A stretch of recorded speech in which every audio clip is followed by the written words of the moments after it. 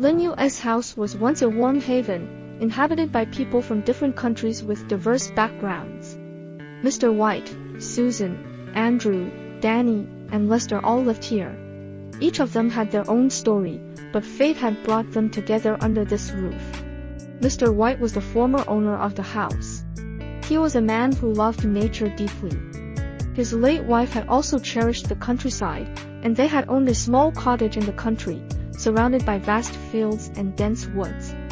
However, after his wife passed away, Mr. White found urban life empty and lonely.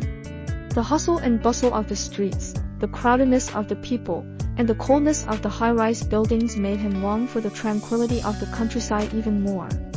One day, he decided to leave the city and return to the countryside. He sold his large urban house and, carrying his wife's wishes and his own dreams for the future, embarked on a journey back to the countryside. When he returned to his rural cottage, he found it in disrepair. The roof leaked, the walls were peeling, and the doors and windows were on the verge of collapse.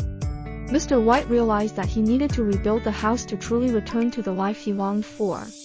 He hired construction workers to start the renovation. The process was not easy and would take about 2 years. Therefore, when Mr. White sold the house to Lin Yue, he reduced the price by 20% but requested to continue living there for a while. After her wedding, Susan moved into a new house with her husband. On the day Susan left this house, Mr. White, Andrew, Lester, and Danny all came to see her off. Susan smiled and hugged each person, tears welling up in her eyes. She whispered, "I'll miss this place and all of you." Lin Yue watched Susan's retreating figure, feeling a pang of loss. She knew that the happy times in this house would no longer include Susan. Not long after Susan moved out, Andrew also left to live with his girlfriend. He and his girlfriend had been dating for a while and decided to move in together.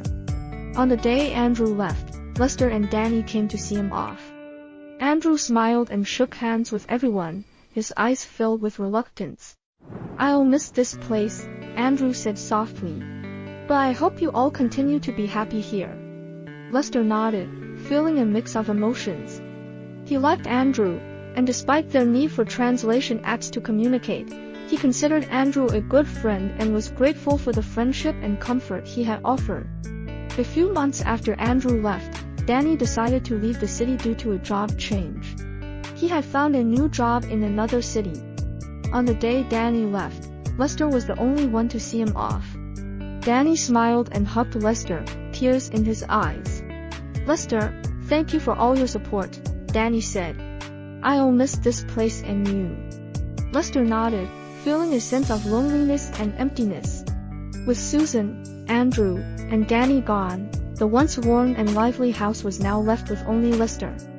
The laughter and joy of the past could only echo in his memories. Lester still went for walks in the garden every day, tried new recipes in the kitchen, and decorated the living room with cozy items. But everything felt empty without the presence of his friends. Lester often sat on the sofa in the living room, looking out at the garden, feeling lonely and desolate. He remembered Susan's laughter, Andrew's humor, and Danny's warmth. These memories were like beams of sunlight, illuminating his solitude. One day, while Lester was tidying up the living room, he found an old photo. It was a picture of the 4 of them in the garden, all smiling happily.